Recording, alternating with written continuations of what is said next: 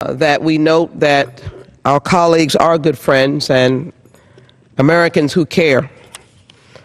That's why I've come to the floor to challenge the hearts and minds of my colleagues. For my discussion today, as the gentleman that preceded me will be in the congressional record, for my colleagues to peruse and for the American people to peruse.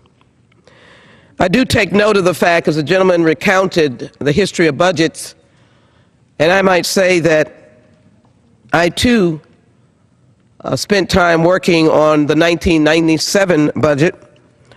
I've been privileged to serve from that time when a bipartisan effort with everyone, in essence, putting down their obstructionist perspectives, generated one of the best health insurance programs for our children called CHIP that the nation has seen, that millions of American children are now insured. But it is important to note that the present Republican majority failed to put a budget on the floor for us to vote up or down, primarily because there were members in their own conference that would not vote because the cuts were not sufficient, even though trillions of dollars were cut from education and many other services that the American people need. Now, I know that the American people are very independent. There are states that have worked very hard to ensure that their particular citizens in their state are well taken care of. But the one thing I know about the federal government, it is the umbrella on a rainy day. I will go home to my district having suffered the terrible impact of major flooding, 20 inches of rain, devastating young families, devastating people who flooded just less than a year ago in May of 2015. Oh, we pulled ourselves up by our bootstraps, tore out carpet, threw out all of our personal possessions, but we needed the umbrella, FEMA, that is en route to my district now, to help those who cannot help themselves or those who had never flooded in 50 years. And so we cannot discount the role of the federal government, the United States military, the finest in the world. A Affordable Care Act that, yes, we have to fix in certain areas, but 20 million Americans have gotten insurance. And more Americans have private insurance because they said, you know what, it's the right thing to do. So it troubles me when we talk about a budget that should have been put on the floor that was a combination of the efforts of Democrats and Republicans, and where we listen to the president and work together. But no budget has come because they realize the draconian budget that it is, slashing government, throwing people out in the streets, is not a budget that America can even tolerate. And they could not overcome those that didn't even want that budget. They wanted to cut and slice education, resources to our military and health care and the environment even more. So I stand in the backdrop of that challenge to challenge this Congress again. I was one of the first members of Congress to deal with raising the need for serious attention to the Ebola virus as it hit Texas in Dallas. The first American to have diagnosed was in our state of Texas. And I began as a member of the Homeland Security Committee to ask what our airports were doing, how were we assessing those who are traveling into our country, and making sure that the Centers for Disease Control were at my airports, both in Dallas and in Houston, Texas. Now I'm 1 year later, or a couple of years later, and we are now facing this issue called the Zika virus. And I want to be very clear. We are not paying the attention to this that we should. A headline reads, "Scarier than we initially thought. The CDC, the Centers for Disease Control, sounds a major alarm, a warning regarding the Zika virus. Public officials use their strongest language to date in warning about a Zika outbreak in the United States as the Obama administration lobbied for $1.9 billion to combat the mosquito-borne virus. What did I start out by saying?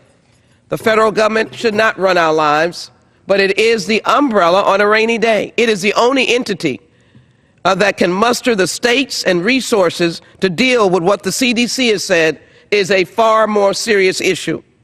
If we look at Puerto Rico, they are the eye of the storm. Texas, the eye of the storm. Florida, the eye of the storm. It is important to note that we have not done what we should be doing. As a senior member of the House Committee on Homeland Security, which has a core mission of emergency preparedness of state and local governments to be equipped to react to emergencies, make me acutely aware of the potential for the Zika virus to be a real challenge for state and local governments in the coming months. You need our help. This House has done nothing to respond to the President's request for $1.9 billion in emergency funds. My friends, this is not a frivolous request. What does emergency funds mean? Oh, someone said, just go write a check out of the operating budget of the United States. You want us to be more fiscally responsible than that. We have a budget, we have funding that we have to obligate to the other needs of this nation. The reason why the President rose to the level of the emergency funding, because emergency funding can come immediately outside of the budgeting process and begin to get these dollars to community health entities in our states and the Centers for Disease Control, who will have to be dispatched to our states to help if the epidemic becomes uncontrollable. No action. One leader in this House said they're doing absolutely nothing in response to the President's request. They don't want to give him the money.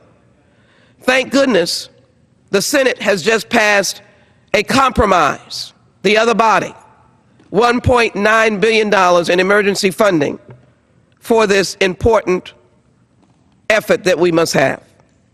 Now, I come from Houston that has a tropical climate with many climatic similarities with other states along the Gulf Coast. Parts of Central and South America, as well as the Caribbean, tropical climates are hospitable to mosquitoes that carry the Zika virus. In addition, Houston has a large and very diverse population that travels to many parts of the Zika virus impacted zones located throughout Central and South America and the Caribbean, where mosquito transmission of the Zika virus is a primary means of exposure to the illness. People coming back and forth into the United States, citizens, those who have legal documents, will travel across this nation.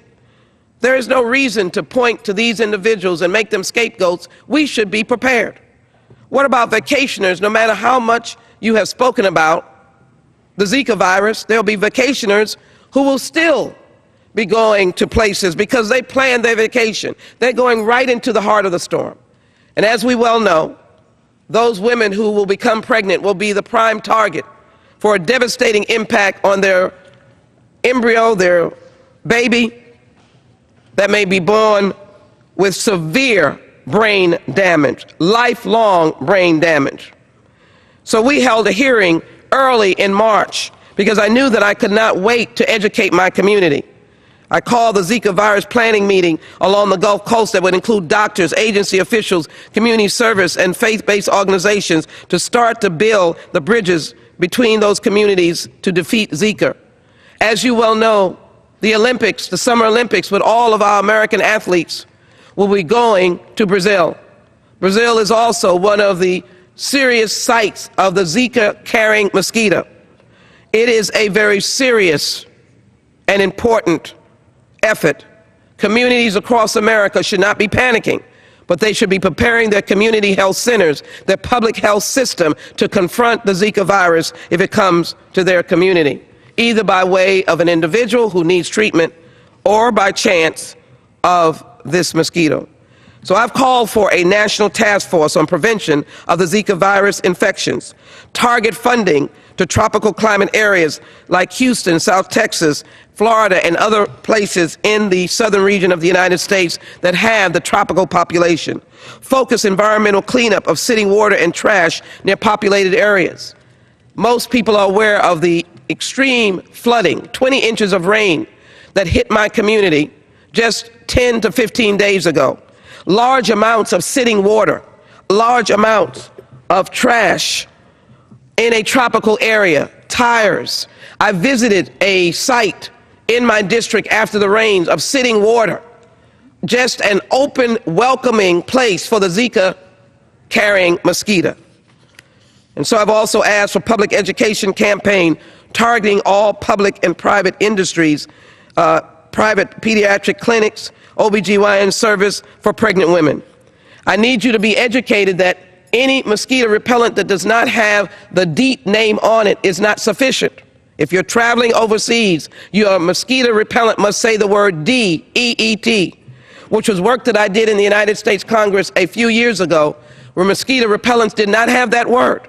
And we worked legislatively, we worked with the EPA to ensure that you knew whether you had that compellent. And you must be careful in using that as well. We want to provide DEET repellent free to certain high-risk populations and corporations in cooperation with private companies. Demand for DEET products will likely increase because Zika virus is in the news. We may run out.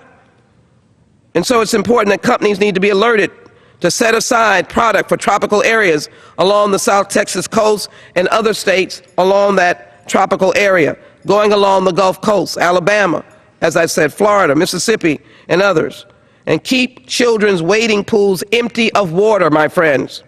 These are goals that should be met. And encourage stakeholders to be calm, but to meet with your infectious disease physicians who are in all of your communities, along with your public health leaders, faith leaders, and others, to educate about this particular disease. It is important that we move on this call by the President. This is not frivolous. This is an effort that is as clear as if we had called a battalion to operation of the United States military because we were under attack. This is prevention, being prepared for this potential devastating impact. These are not my words.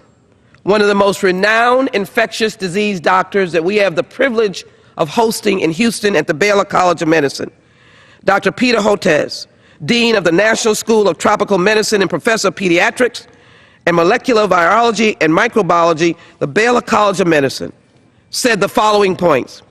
Zika virus infections will increase over the next few months. Effects of the infections on pregnant women, first trimester, will be certainly dangerous. Impact on the poor. Leadership to fight the spread of Zika virus must be local and must start now. Dr. Peter Hotez said that this particular mosquito are the greatest killer of people in the world. They're also called the yellow fever mosquito. Now they're acquiring the Zika virus. Dr. Peter Hotez says we're expecting 4 million Zika cases in the next 4 months. And to date, there are over 1 million cases in Brazil. Remember, we're traveling back and forth. As all of you know, this is a small world. No one is kept from traveling internationally. We don't close our borders in terms of Americans traveling on business or other responsibilities that they have. The Zika virus, pregnancy during the first trimester of pregnancy, if the mother is exposed to the Zika virus, it can invade the central nervous system. Let me say this more clearly.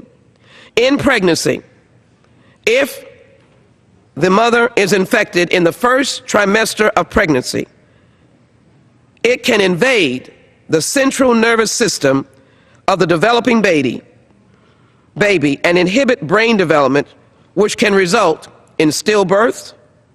It can result in brain damage, occurs in 1 in every 10,000 births.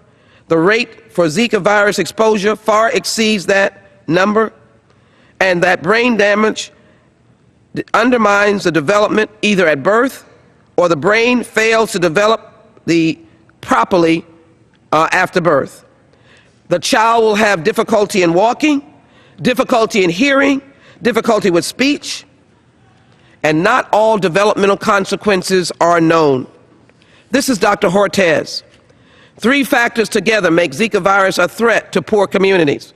High concentrations of poverty, sitting trash and tires that may be found in many of our more depressed areas, the presence of the mosquitoes, environmental conditions that support mosquito breeding near people, and the lack of resources for people to isolate themselves from mosquitoes, such as screens, replants, air conditioning.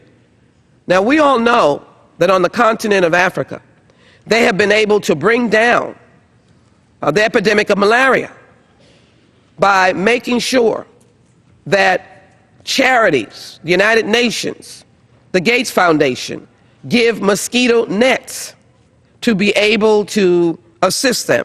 Well, in the United States, I know a lot of people think everybody has air conditioning and their doors and windows are closed. It's not true. There are people who have no air conditioning, have their windows open, or they have screens that have holes in them. Sad to think, but it is true. Or they're outdoors. They're walking along places that have this kind of circumstance.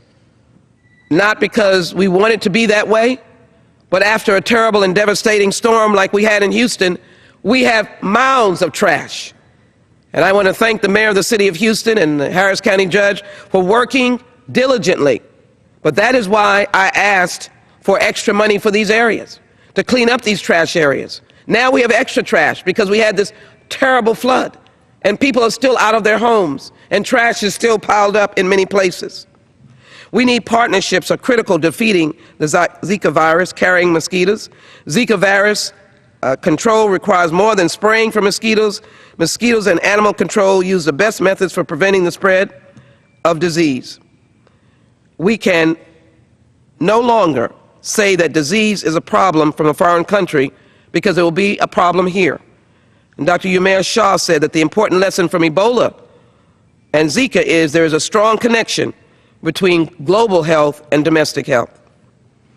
So, my friends, I'm sounding the alarm, not for panic, but for preparation and preparedness. Education, outreach, personal precaution, understanding how to move around during this time, cover up to prevent mosquito bites day and night, prevent the bite day and night, environmental cleanup. If you do not have conditioning, use a mosquito net that you can purchase. It's important to note that the Zika virus is not a local mosquito population, but it will travel. Travelers must be educated regarding the Zika virus. And if you are wondering about our local atmosphere, let me tell you of the latest news. 13 Zika virus cases now reported in Virginia. 2 new cases were reported on Thursday, both of them in the northern region of Virginia, according to the Virginia Department of Health. I did not say Brazil, I said in Virginia. There are now 388 cases nationwide as of Thursday, according to the Centers for Disease Control. 33 with the virus are pregnant. This is an action that we cannot avoid. And for anyone that has not seen the Zika virus carrying mosquito, this is a mighty powerful mosquito, and don't in any way have me suggest that this is the size of it, but you can see the elements of it, and what we are known, or what we are taught, is that it's a pretty strong mosquito. Not to be deterred, we must get prepared. And so, as we look to the elements of preparedness, let me share some other issues that I think need to be addressed. I thought this was so important, and the national media has helped us try to bring the attention that we have put an article in Time magazine, and by myself, Congress must act immediately to combat the Zika virus. We are serious about this and have to get serious. We cannot have the Senate in a compromise of $1.1 million on the emergency supplemental that the President has asked for, and this House has not done anything. We're now going for work recess. I'll be going home to my district and visiting those individuals that are underwater, whose properties are outside of their home, mosquito gathering sites where trash is left, not because they want to, but because so much has been torn up because of the water that we're waiting for it to be picked up. My community, my city, needs these resources to do massive pickup of tires, massive cleanup of sitting water. This Aedes carrying mosquito is the most dangerous of the Zika virus carrying mosquitoes. You can see that it's none too friendly looking. And that is why I came to the floor today. I want to leave with information directly to pregnant women, to give the information that we know, to provide them with the importance of the issues that we are confronting. I also want to introduce into the record letters, Mr. Speaker, that I wrote in March to the Secretary of Health and Human Services, pleading for the task force and as well a number of other items along with President Obama to look closely at the southern region and rim where states like Texas, Louisiana, Alabama, Mississippi, and Florida are, because they will be the epicenter. Even though there are now 388 cases nationwide, 13 in Virginia, as the summer goes, this is going to be of serious concern. Let me suggest to you that this is a situation where women who are pregnant are taking heed. In Houston, Texas, pregnant women in Houston and their doctors weigh the risk of the Zika virus. This is a very real circumstance, and our climate is very tropical. And this mother, Tracy Smith, and her children at their home, Smith is pregnant with twins and worried about the approach of the mosquito season. And so OBGYN doctors are now having to prepare their mothers. What kind of protection should they take? What kind of mosquito repellent should they utilize? And what measures should they have mosquito nets inside their house, even though they may be living in an air-conditioned facility? But what you say for one mother who may have a more economic level of opportunity than others, you need to say for the entire population of pregnant women. Because there is no doubt, as Dr. Hortez has said, that this is going to be a season that we have to be extremely concerned about the Zika virus and the Zika carrying mosquito. So what we are suggesting is that the mosquito travels, and they will be in these areas that are attractive to their environment and their trends. Sitting water, dirty water, wading pools, they are not prohibited, if I might say, from getting an airplane ticket. They'll get here on their own, and we have to take it very seriously. So I want an immediate response by this House to pass the President's emergency supplemental, work with the Senate on the $1.1 billion that has been requested. It is money to save lives of Americans. It is money to give pregnant women comfort that their newborn child can be born in this country with the best opportunity for survival and, of course, to reach their fullest potential. For many of you have seen the video, tragically, of those babies with small brains that have now been born in countries in South and Central America. It is a sentence, although we love everyone, that we should not render to an unborn child. And to that mother who is looking forward to raising that child, either her first or along with her other children. Let me tell you what the Zika virus will do to pregnant women. Can be infected with the Zika virus, as I said. The primary way that pregnant women get the Zika virus is through the bite of an infected mosquito. Zika virus can be spread by a man in sex partners. A pregnant woman can pass Zika virus to a fetus. Zika virus can be passed from a pregnant woman to a fetus during pregnancy or at delivery. And then that impact comes in later time. If a pregnant woman is exposed, we don't know how likely she is to get Zika. If a pregnant woman is infected, we still don't know how the virus will affect her or her pregnancy. We don't know how likely it is that Zika will pass to a fetus. We don't know if the fetus is infected, if the fetus will develop birth defects. It means that they cannot cure this in the womb. We don't know whether her baby will have birth defects. We don't know if sexual transmission of Zika virus poses a different risk of birth defects than mosquito-borne transmission. And so because we have all these questions, we need the $1.1 billion, the $1.9 billion that the president has, but we need it to begin to answer these questions. And we need to be able to have doctors like Dr. Hortez, a major leader in infectious disease, begin the research to know what is the best repellent, not in terms of mosquito repellent, but what is the best scientific response to this dastardly and predictable potential of the Zika mosquito or the Zika carrying mosquito coming to the United States and having an impact on all of those who are excited about looking forward to the birth of a newborn baby.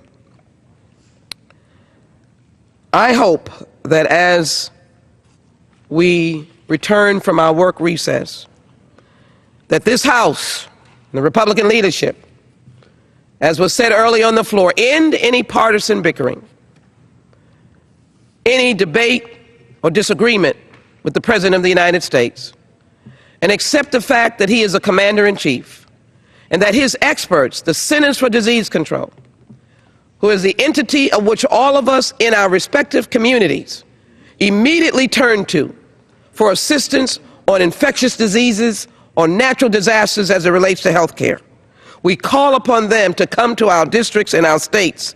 We ask them to help us and to make sure that we in our healthcare system is doing all that we can to be able to be helpful. I do want to end on saying the reason why we are in such an alarm. There is now no vaccine to prevent or medicine to treat the Zika infection.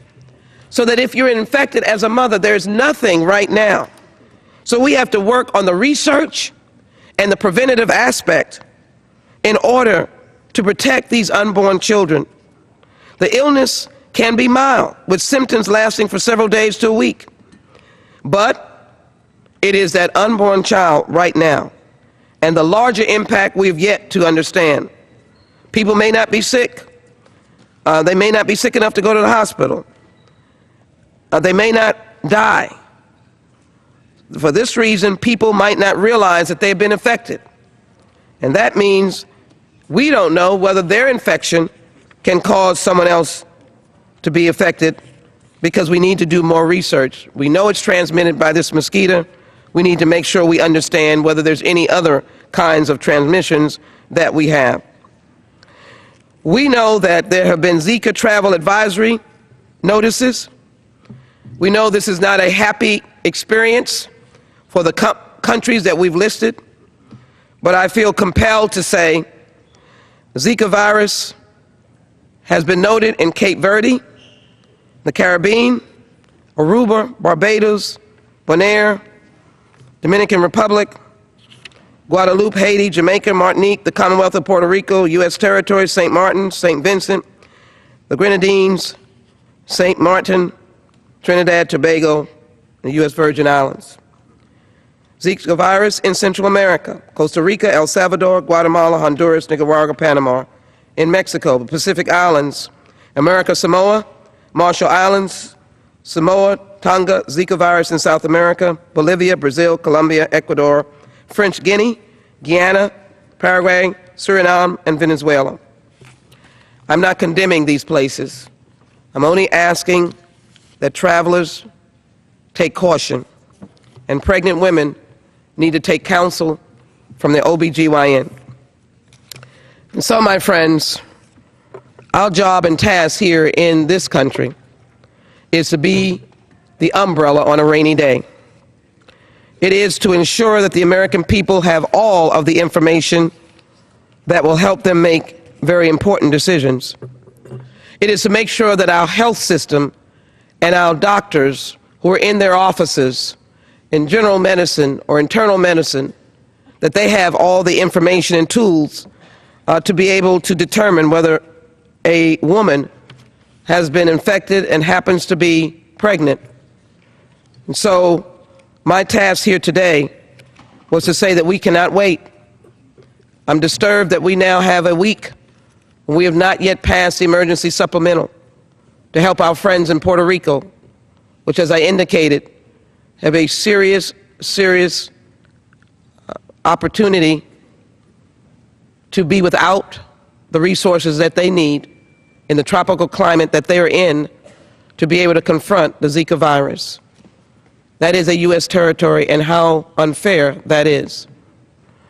To my friends in this House, you cannot wait any longer. When we come back, there needs to be on the floor of the House a bill passing the Senate compromise or the $1.9 billion emergency supplemental that the President has asked for as the Commander-in-Chief. We need to roll up our sleeves. We need to ensure that the American people are taken care of. And I just want to add this. Our military personnel are in tropical climates. We can treat them with limited dignity? Absolutely not. They must have both the medical personnel and as well the equipment to either be of assistance to places where they are, where the epidemic may be, as they did when they were sent to Africa to help set up a hospital structure that did not exist. We don't know where this will be the worst, and I can assure you that our military personnel may be called on working with the Centers for Disease Control. Are we going to leave them without the resources they need? I hope not. I take my role on the Homeland Security Committee very seriously. It is our responsibility to deal with the security of this nation. We have excellent members who are working hard, such as my dear friend Donald Payne, who's a ranking member of this committee on emergency preparedness. We work together to ensure that America is prepared. Right now, this Zika carrying mosquito has the potential for being here in the United States and creating havoc among pregnant women and possibly others. What is our task? It is, Mr. Speaker, to do our job and to prepare the American people. We owe that to the great and wonderful people of this nation, to the mothers and fathers expecting that bundle of joy. We owe that to all of them. With that, Mr. Speaker, I yield back. The gentlelady yields back.